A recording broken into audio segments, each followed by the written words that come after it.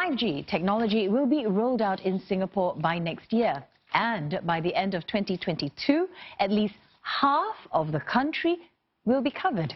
Cheryl Goh tells us more. This is the Techie Cart, a delivery service robot that can bring items from one point to another, all on its own. It's just one of the numerous autonomous applications that will stand to benefit from better connectivity when standalone 5G services are rolled out in Singapore. In order for 5G to work, 2 spectrum bands are needed. The first is for covering wide areas. The second is more localized. It will provide fast connection in targeted areas where usage is high. Together, the two will make up one network to deliver the full 5G experience.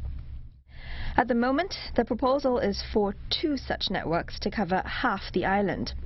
There will also be 2 more additional localized networks.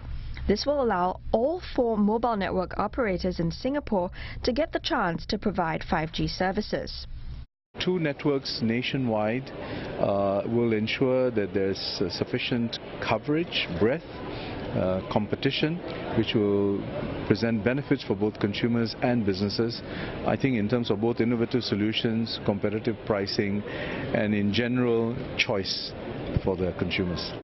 IMDA also stressed that the 5G networks will need to meet key security requirements and apply multi-layered defense mechanisms and verification protocols.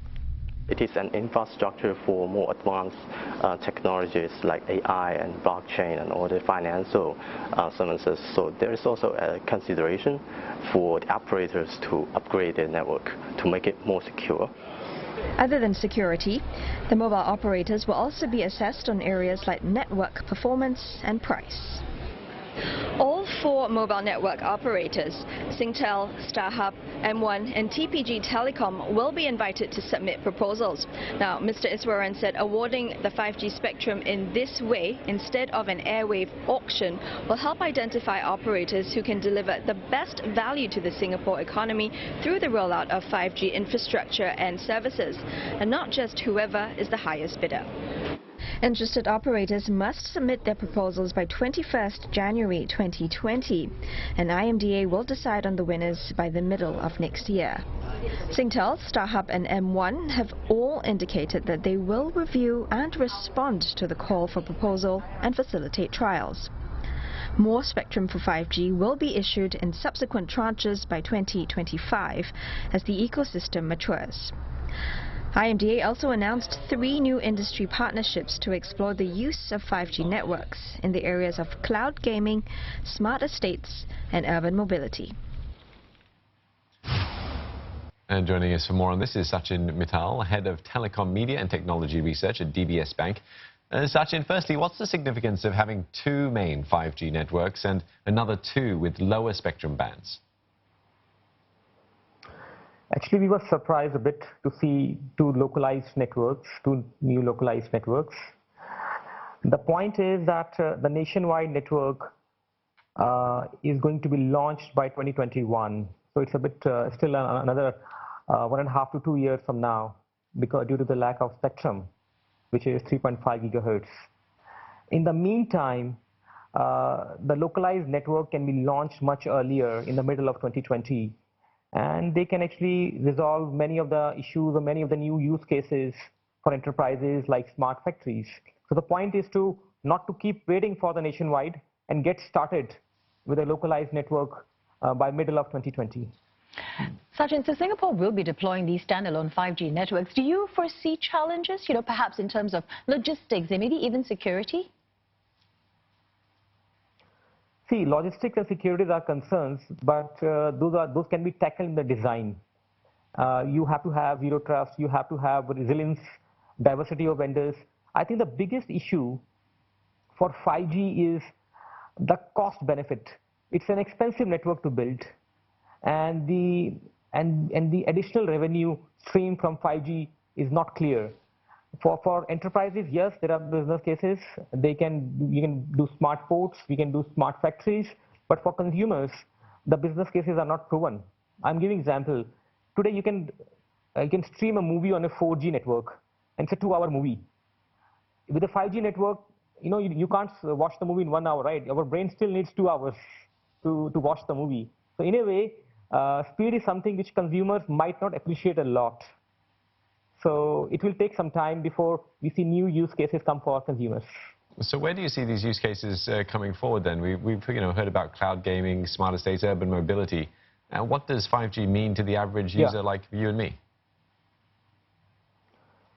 Anyway, we will not see 5G launched by 2021.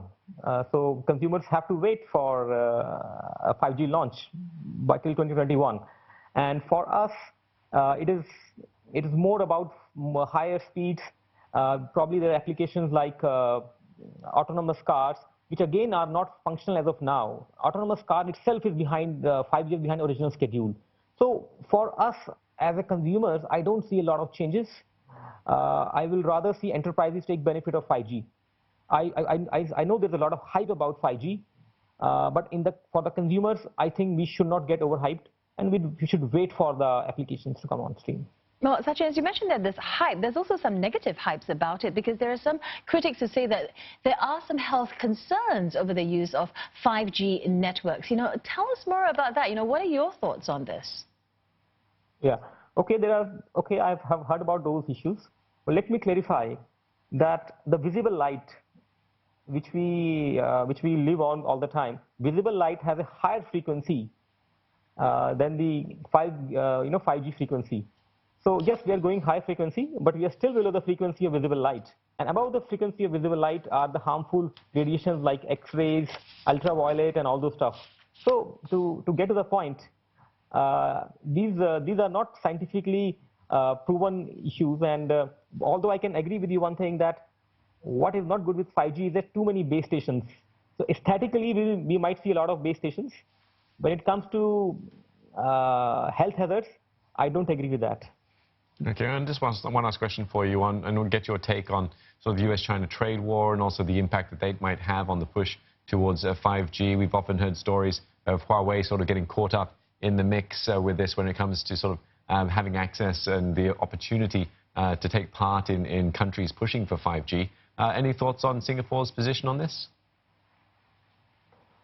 Yeah, so both countries, whether China or US, they want to get their own 5G standards as the global standards. So because there will be a global standard which will set in probably by March 2020, and both the countries want their own standards to be adopted. We don't know who will be the winner by now, but I think Singapore has taken a neutral approach by saying that we'll have a nationwide 5G based on standalone standards. Those standalone standards are the global standards. So whosoever gets their standards as the global standards, Singapore will go by those standards for the nationwide 5G. So I think Singapore has taken a neutral position and not getting involved in the issue. All right, a bit of a race on the cards then. Thanks very much for your thoughts this evening. Head of Telecom, Media and Technology Research at DBS Bank, Sachin Mittal.